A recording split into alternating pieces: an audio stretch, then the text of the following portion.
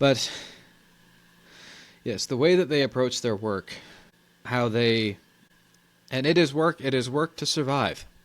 Hobbits don't grow up and then go, well, I guess I got to go get a job now. No, this is what you do and this is who you are. I'm the shoemaker. Well, they don't have shoemakers. They don't wear shoes. Yeah, Tolkien says that is the one craft that they don't really know that well. Shoemaking, because they don't need shoes. But I'm the tailor. I'm the watchmaker. I'm this or I'm that. I'm the carpenter. I'm the farmer. They don't have indoor plumbing, I don't think, so we don't have to worry about plumbers.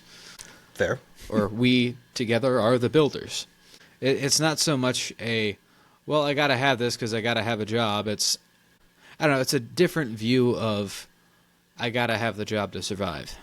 It's not I got to have a job so I can make money so I can survive.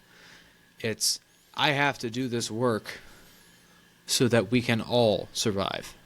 That if I don't pull my weight, I'm pulling everyone else down with me.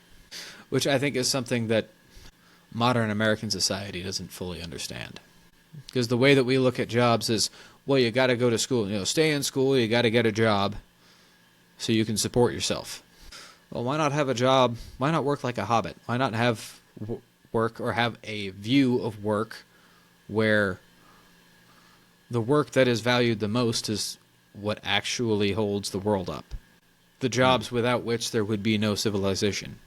And the people who either chose those professions, they're in those professions either because they brought up in those professions, or they chose them because they wanted to do something that was necessary.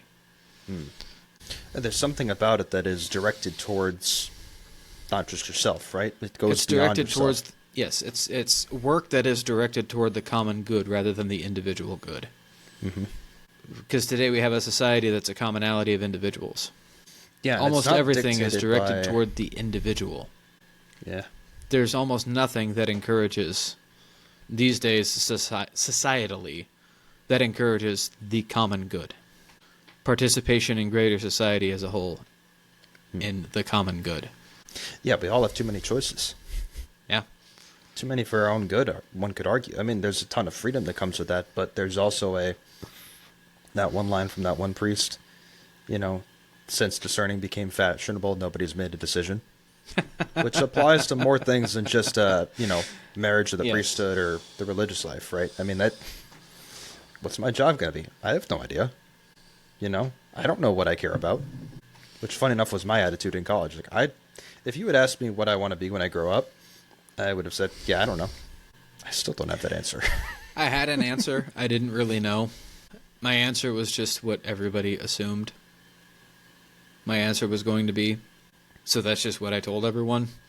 And then I tried it and realized that was certainly not for me. Yeah, it's a bit more mysterious. That's why it dawned on me, well, hey, I am the most at peace when I'm writing. So why don't I try to make a go of that? And I haven't yet, but that won't stop me from trying. There you go, then. There you go. But I think it's doing the work that gives you peace and finding peace and satisfaction within your work.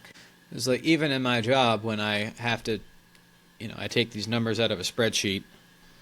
I take these document listing numbers out of a spreadsheet and then I work them one by one. Well, when I get them, they're colored purple. Then when I work them, I change them to green. So at the end of the day, I can sit back and I can look at all of the ones that I've done that day. And I can have the satisfaction of typing that number into my timesheet. Or into my production sheet. Which, funny enough, I mean, there's a certain craftsmanship to that type of work that you're doing yourself. Even for something as mundane as that. And that's about as mundane as it gets. Right? Yeah. The Hobbits have that. You could get the sense that they are both tradesmen and craftsmen at the same time with regards to the same things. A tradesman in the sense that they are doing things to serve others, to serve the common good. And a craftsman in the sense that, hold on a second. This is an art form. And they're doing it with pride, and they're doing it with care. The Hobbit approaches his farm the way that dwarves approach their jewelry, or their weapons. Or maybe even the way that the elves approach their weapons. The farmers of the Shire are as high in skill as the smiths of Eregion. Now, who's more flashy and who gets more attention? It's the smiths of Eregion. Now, whose work is more constant? It's the farmers of the Shire.